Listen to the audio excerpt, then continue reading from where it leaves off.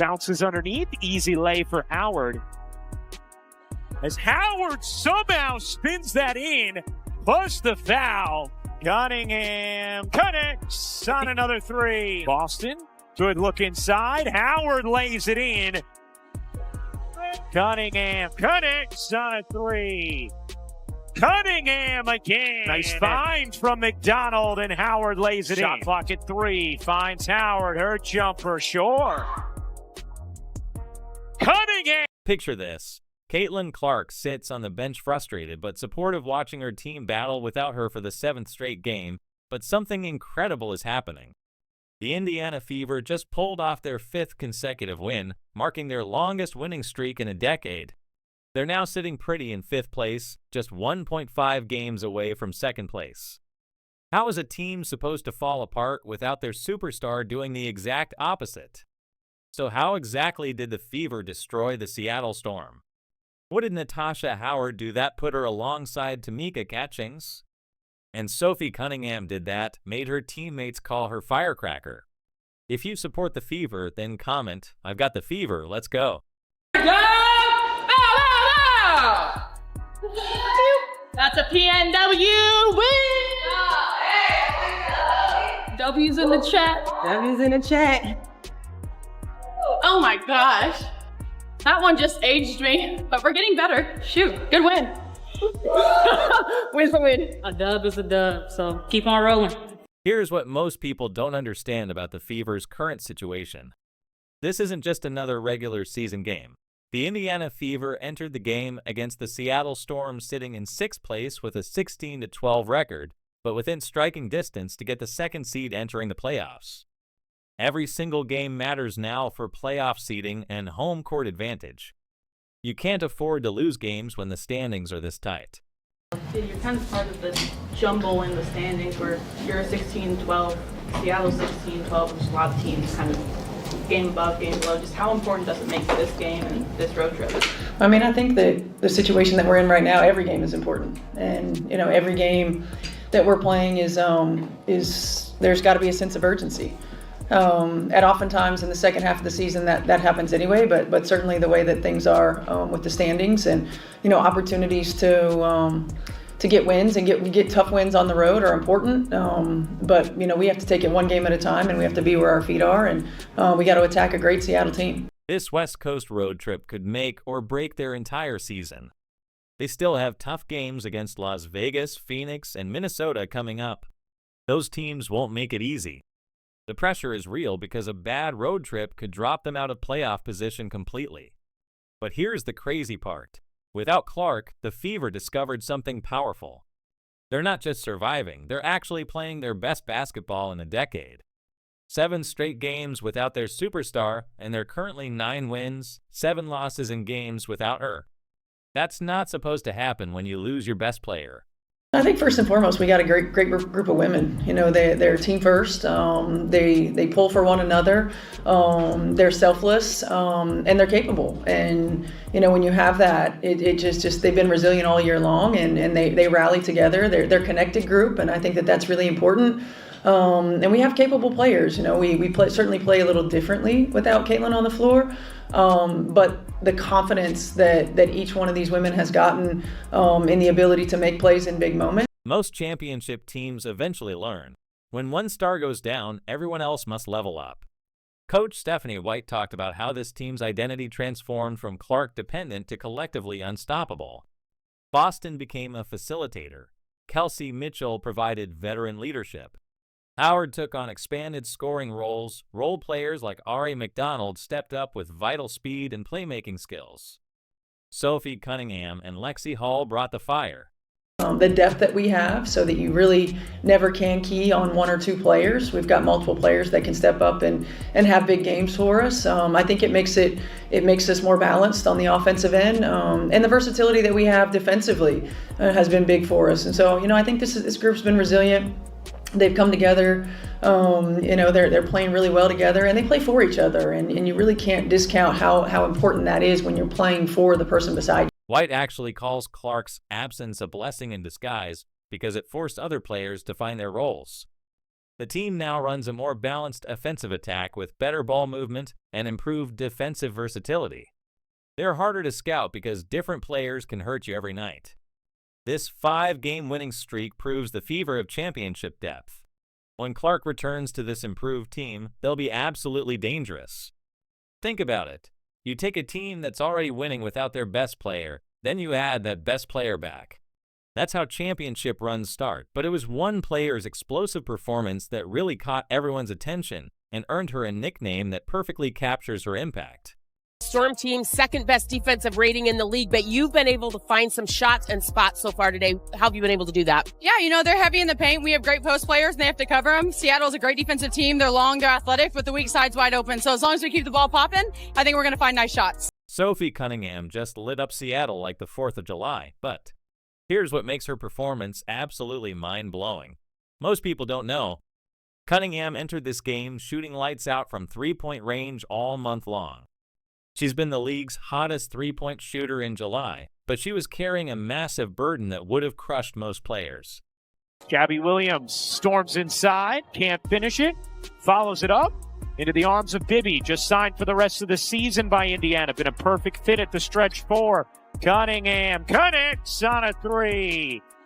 And you just look at her frame, 6'6" and super long. Cunningham connects on another 3. The entire Fever team, aside from Cunningham, went 0 for 17 from three-point range in the game against Seattle.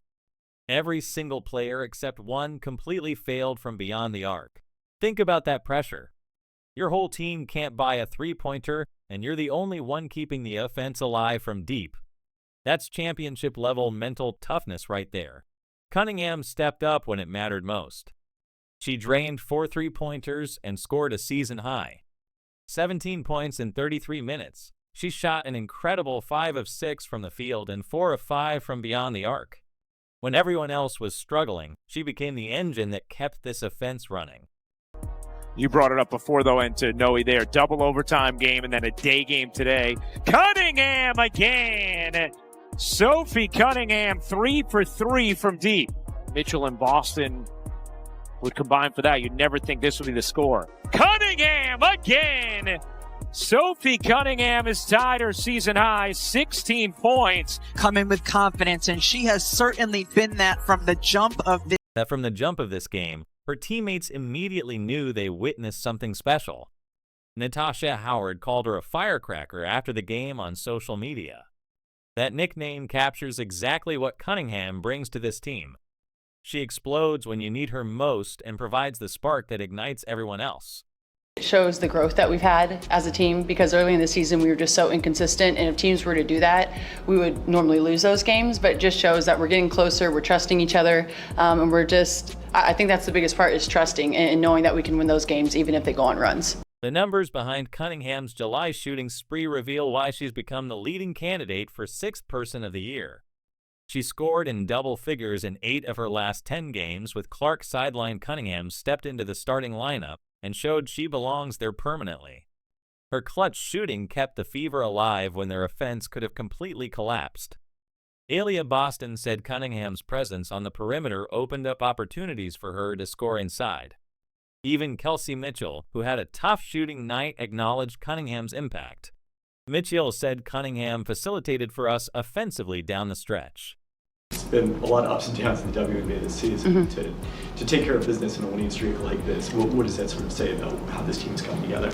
Yeah, Seattle's a great team, a great team, and it's hard to play here. And so we knew that. We knew that they just came off kind of a bad loss against LA. And so they were hungry for a win. But for us, it's not about other teams. It's about our standard. It's about stacking the days. And I think that where our mental's at as a team and as individuals, we're in a really good spot. And, it's not going to be easy moving forward. But I think today we stayed true to the scout. We trusted the offense. Kelsey has been having a hell of a season. She was a little bit off, but she facilitated for us offensively down the stretch. And it just shows that everyone has something to give, even if your scoring's not going to be there. But I don't know, I'm just proud of our team, and I'm proud that we stacked today. This performance shows how championship teams find different heroes every night. Cunningham proved that role players can become superstars when the moment demands it. Her teammates recognize she's becoming irreplaceable to this team's success. But while Cunningham was lighting up the scoreboard, another Fever player was quietly making franchise history. Aaliyah Boston just did something no Indiana Fever player has ever accomplished, and it's changing how we view her entire career. Boston grabbed her 6th consecutive double-double with 16 points and 12 rebounds against Seattle. But this wasn't just another good game. She officially broke Caitlin Clark's previous franchise record of 5 straight double-doubles. Think about that for a second. She surpassed the record of her superstar teammate. Here's Boston. Here's Boston. Boston, good look inside. Howard lays it in. Nobody in the league at 6'4" or taller averages more assists than Aaliyah Boston. Well, you know, what happens off a deflection from a defensive player if it hits the rim? Shot clock still would reset. It doesn't have to be a shot.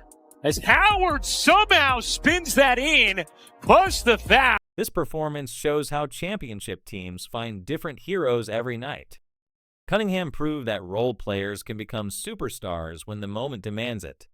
Her teammates recognize she's becoming irreplaceable to this team's success.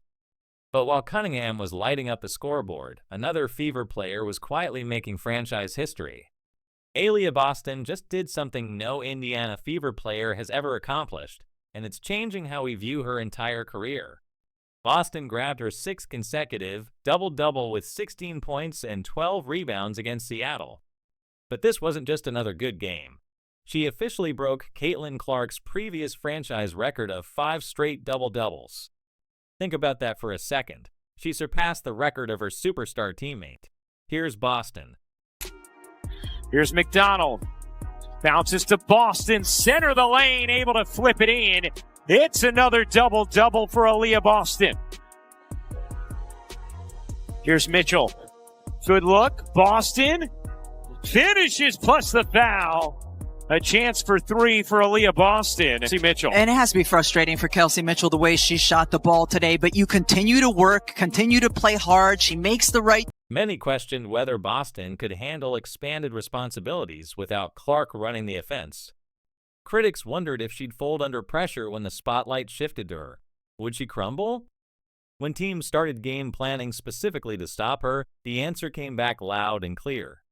Boston became the fastest center in WNBA history to reach 100 assists in a season while setting this new franchise record. She's not just scoring and rebounding, she's running the offense and making everyone around her better. And AB's been huge for us. She's really been the key. She came into this league predominantly playing on the low block, getting a lot of post touches when she was in college and her rookie year. And then, last year, her first year with Caitlin, playing a lot in the 2-man. And then this year, we're asking her to be a facilitator as well. A hub for us on the offensive end of the floor while being more versatile on the defensive end than she probably has ever been. And she's just continued to step up to the challenge and grow and be better. She's really the rock of our team. White calls Boston the rock of our team and praises her basketball IQ that most fans never fully appreciated. White trusts Boston completely on both ends of the court. Her teammates rely on her leadership and consistent production night after night. Boston's transformation into a facilitator and offensive hub shows a level of growth that surprises even veteran coaches. She adapted her game completely when the team needed it most. She's even-keeled, she's high IQ, everybody trusts her on both ends of the floor, and she's our backbone, and she's been tremendous for us all year long. And you see when teams key on her defensively and they're not allowing her to get scores, she finds the open player and she makes the right play, and that's huge for us. Her consistency during this winning streak proves she's evolved from a promising rookie into a cornerstone. Boston scored 9 consecutive points in the fourth quarter against Seattle to help seal the victory. When the game was on the line, she stepped up and delivered. The way Boston dominates both ends of the floor demonstrates why the Fever's future looks so bright. She's only getting better, and her ceiling keeps rising. Boston's record-breaking streak reveals she's not just filling Clark's shoes. She's creating her own legacy and becoming the leader this team desperately needed. Her expanded role as a facilitator opened up opportunities for teammates like Cunningham to thrive. Boston's vision and playmaking skills make the entire offense more dynamic and harder to defend. Players looking like they need a breather. Yes. Cunningham lays it in, going backdoor on Diggins. Well, you know, what happens off a deflection from a defensive player if it hits the rim? Shot clock still would reset. It doesn't have to be a shot. As Howard somehow spins that in, plus the foul. You see her cutting through the lanes. Skylar Diggins is inside, so she's the one left to take the Howard cut. What a tough shot by Natasha Howard. While Boston was making history, another veteran was putting together a performance that reminded everyone of Fever legends. Natasha Howard just joined Tamika Catchings in the Fever record books, but the way she did it left everyone speechless. Howard scored 21 points on an incredible 10 of 12 shooting while adding 5 rebounds and 5 assists against Seattle. These numbers tell a deeper story about what happens when veterans embrace their moment. When your superstar is injured, veteran players either step up or crumble under the weight of expectations. Howard chose to step up in a massive way. Her 83% shooting percentage while recording 20-plus points, 5-plus rebounds, and 5-plus assists puts her alongside Catchings as the only Fever players to achieve this feat in franchise history. That's elite company right there. Low pass. Mitchell digs it up, using her size on McDonald. Here's Magvagor leaving it short. Kelsey Mitchell just 1 of 10 on the day. Off to Hull. Shot clock at 3. Finds Howard. Her jumper. Sure. It wasn't a lot there. Malonga fronting. Aaliyah Boston making no pass, able to go into the post, and still. Great job by Howard. Flashes. But Howard's leadership goes beyond statistics. She's become the vocal leader and emotional anchor this young team needed desperately. You can see it in how she communicates on the court. She directs traffic on defense. She calls out plays on offense. She keeps everyone focused when things get tough. I survived that. I think it was an 11-0 run by Seattle in the final 5 minutes. Just kind of how gutsy was that to pull that out? And we were very gutsy, you know. Every win ain't gonna be pretty. So I'm happy that we kept our composure even though Seattle went on an 11-0 run. We've been through situations like that, but at the end of the day, we just stayed together and we talked about it and we moved on to the next play. Her ability to score efficiently while facilitating for others shows why championship teams need players who can do everything. Howard didn't just hunt her own shots, she created opportunities for teammates and made the right play every single time. That's veteran leadership at its finest. Howard's veteran presence has allowed younger players like Cunningham and Boston to flourish without feeling overwhelmed. She takes the pressure off them by being the steady force they can rely on. When Boston needs help in the post, Howard's there. When Cunningham needs a screen, Howard sets it perfectly.